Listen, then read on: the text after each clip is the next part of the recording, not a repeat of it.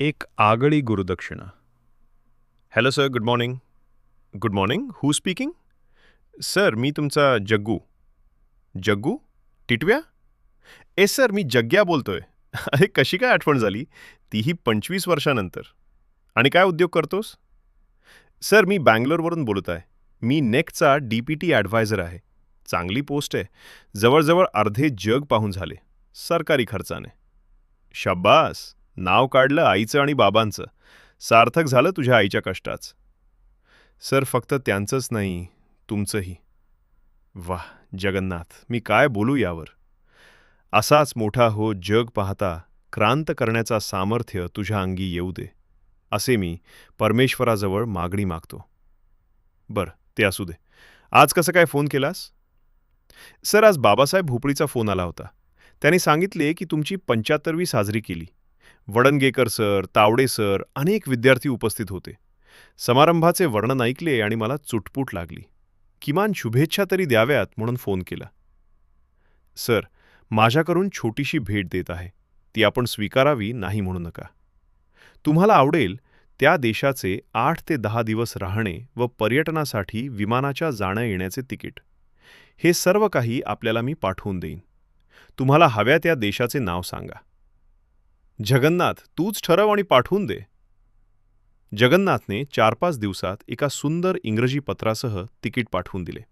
Visa वगैरे मिळवला. परंतु एकट्याने प्रवास करण्याची हिंमत झाली नाही.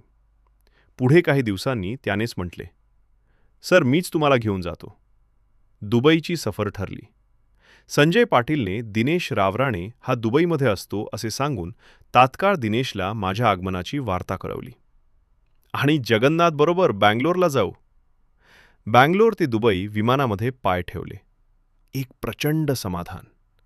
एका विद्यार्थ्याने आपल्या गुरुजीला आणि तेही 25 वर्षानंतर परदेश प्रवास घडवावा. अगदीच अद्भुत. दुबईमध्ये संतोष पांडुरंग पाटील केमिकल इंजिनियर आहे. त्याने व त्याच्या सौभाग्यवतीने 8 दिवस आमचा सुरेख पाहुणचार केला. दिनेश रावराणे यांनी रोज सकाळी 8 वाजता पेट्रोल भरून ड्रायव्हरला रोजच्या कार्यक्रमाची दिशा ठरवून गाडी पाठवून देण्याची व्यवस्था केली. दिनेश घरीसुद्धा एक दिवस गेलो होतो. दिनेश मूळचाच कोकणी. त्याच्या घरी तर दुबईचे किंग प्रॉन्स खायला घातले. चिरंजीव अर्पित व जगन्नाथने त्याच्या घरी बसून अत्यंत कमी वेळामध्ये विद्यानिकेतनची वेबसाईट बघता बघता तयार केली व संजय पाटीलला ताबडतोब कळवून मोकळे झालो. माझ्या लहानपणी एका कुडमुड्या ज्योतिषाने मी परदेश प्रवास करेन असे माझे हात पाहून म्हटले होते. आणि मी हातावर तशी रेषा कधी उमटते हे उत्सुकतेने जवळजवळ 75 वर्ष पाहत होतो. रेषा काय उमटलीच नाही. परंतु जगन्नाथने ती रेषा उमटवली व मला स्वतःबरोबर दुबईला नेऊन ती पूर्ण केली. मी धन्य झालो.